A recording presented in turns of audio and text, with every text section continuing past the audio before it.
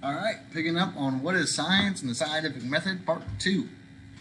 So, why the heck do we bother with doing this scientific method thing? Like I said, science needs a consistent approach between everything. It needs to have consistency from step 1 to step 2 to step 3 to step 4 and so on. Okay, and it needs this not only each time we do an experiment, but it needs it so that every scientist on planet Earth does the experiment the same way. Okay, because if I do an experiment radically different than somebody else, my results are probably going to be radically different, and that doesn't allow us to compare data and to find out the answers that we're looking for. So let's continue on. As I said, the scientific method and science in general is all about being curious and asking the questions and answers. Now, what I'm going to do for this part, and because you guys are just 9th graders, for the most part, some of you guys actually are my upper class. Whatever. We're not going to go hardcore into the scientific method. I'm going to give you a brief, quick overview on it. Something simple, something to understand that doesn't require too much. So, blah, blah, blah. Don't care about that slide. All right, so last time we talked a little bit about inferences and observations. As I said, an inference is you putting an assumption on something. Okay, you're trying to figure out what's going to happen or how that person feels or what's making that go on. So the observation that we used was Mr. Sarmiento, Mr. S, is wearing a pink shirt. The inference behind it could be pink must be his favorite color. Okay. Another one is Mr. Sarmiento is wearing glasses. Mr. Sarmiento must have bad eyes. That's the inference, observation inference. Okay? So you guys need to be able to understand the difference between the observation and an inference. Now, here's a hypothesis. Now, normally, if you guys were actually in my in-person classes, I would ask you what's a hypothesis, and then one of you would stand up and go, it's an if-then statement, and then I would throw a ball at your face. You are not in middle school anymore. Okay? It's not an if-then statement. A hypothesis is a testable, keyword testable explanation on what you think is going to happen. Okay? If you write hypothesis or hypotheses as an if-then statement, I will lose my ever-loving mind. So the example here is, if I run 2 miles 5 times a week for 6 weeks, then I will lose weight. Sounds like a 3rd grader wrote it. Okay? We can rework that really easily. Running 2 miles a week will allow me to, running 2 miles a day, 5 times a week, for 6 weeks is going to allow me to lose weight. Still a hypothesis, still a prediction, but it doesn't include that if and then statement, and I hate that if then statement. Do not use it. You are high schoolers. So, step 1 of the scientific method. It's got an easy mnemonic device. I have eaten a cheeseburger. Write that down somewhere if you need it, all right? So part 1, the I in I have eaten a cheeseburger is for you to identify the problem we're trying to solve.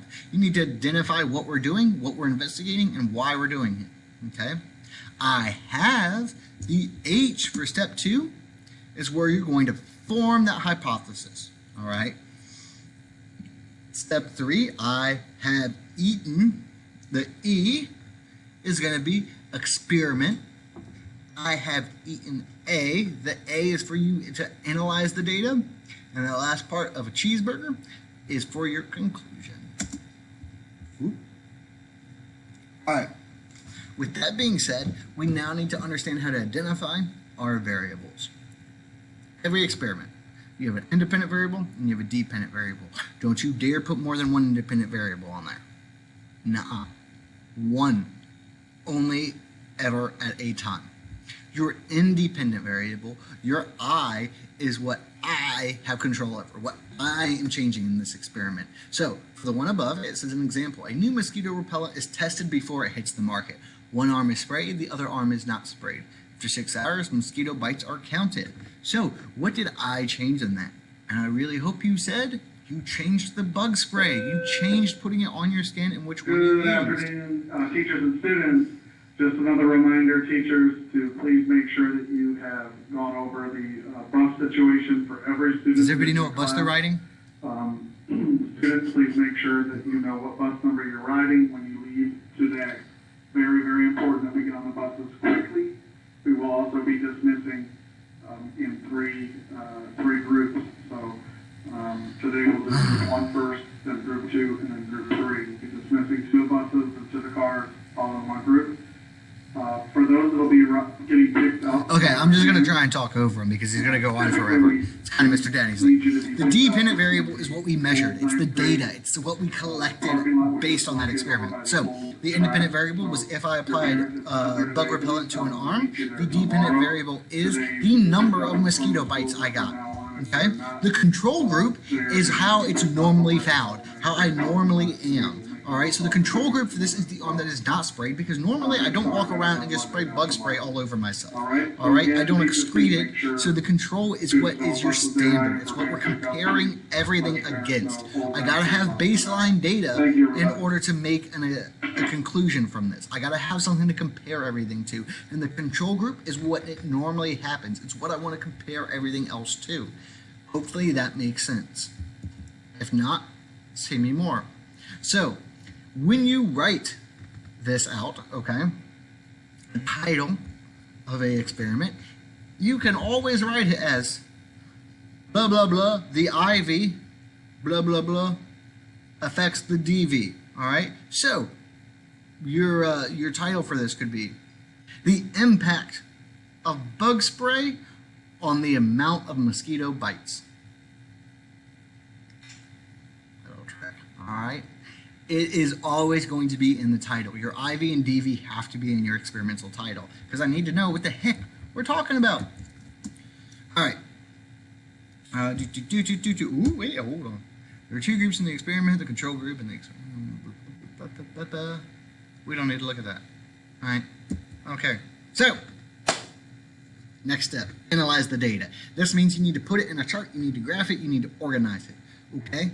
Hopefully you guys can graph. It's either going to be a scatter plot and line graph, bar graph, and so forth. All right, analyzing the data means you need to put it in a way for me to easily understand, because we as humans are simple and stupid. If you make me read a whole bunch of crap, I probably don't want to read it. I know you guys don't. And if I gave you a scientific journal and an article and showed you my publication, you would look at the size of that thing and read the first little bit of it and be like, this is the most boring thing on planet Earth. I don't care. So what do we do to help our lazy butts? We put it in pictures, because graphs are easy to understand. I can look at this and go, I got more bites the longer I was outside. So that's pretty easy. All right. Or more bacteria grew the longer this was left alone. This one says the amount of weight lost, or blah blah blah. I don't know what this one is. Weight versus distance. I don't know what it's arguing. All right, but I can tell you that the more weight something is, the longer the further distance it goes. I don't know what that experiment's doing. All right, here's the next part. Hopefully you're sticking with me here. You got quantitative type of data or qualitative type of data. Quantitative sounds like quantity. It is numbers. It is that type of data. 5, 4, it's any number that you get is a quantitative type of data. Qualitative, on the other hand, is a quality about something.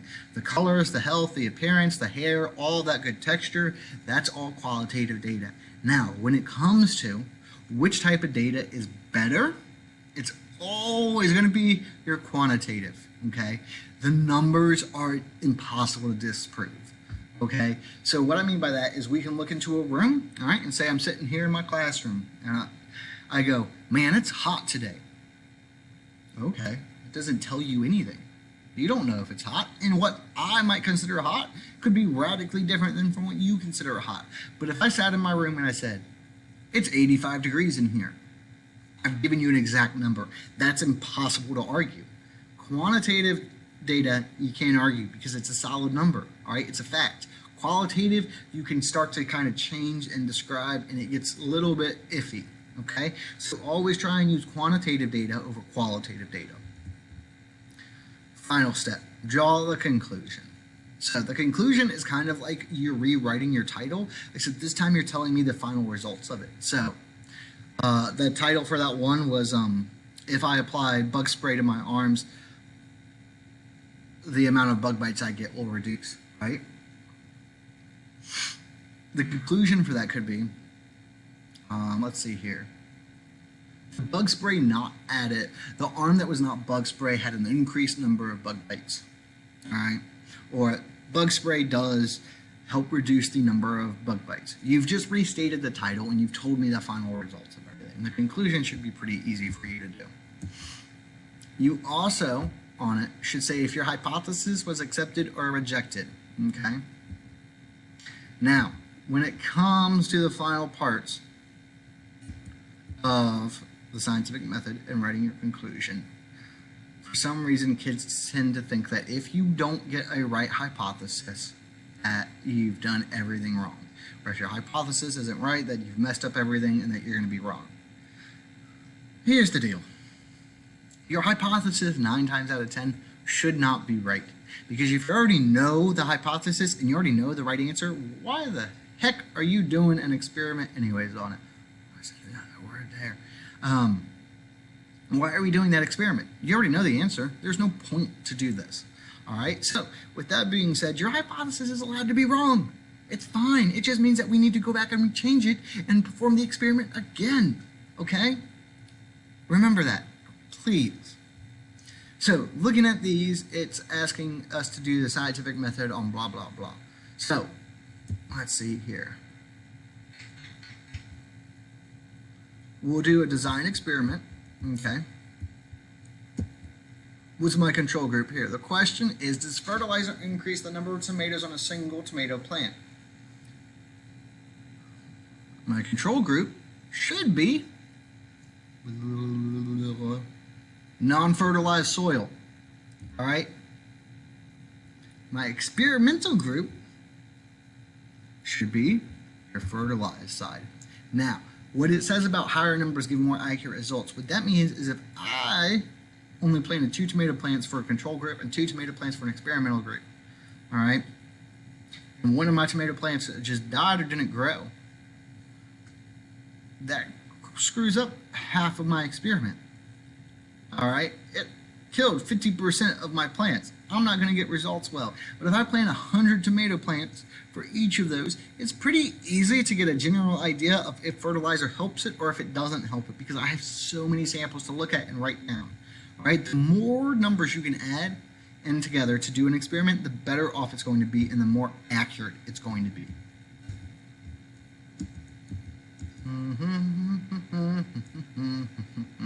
Okay, yeah, so the last thing we're going to talk about here is what is a constant?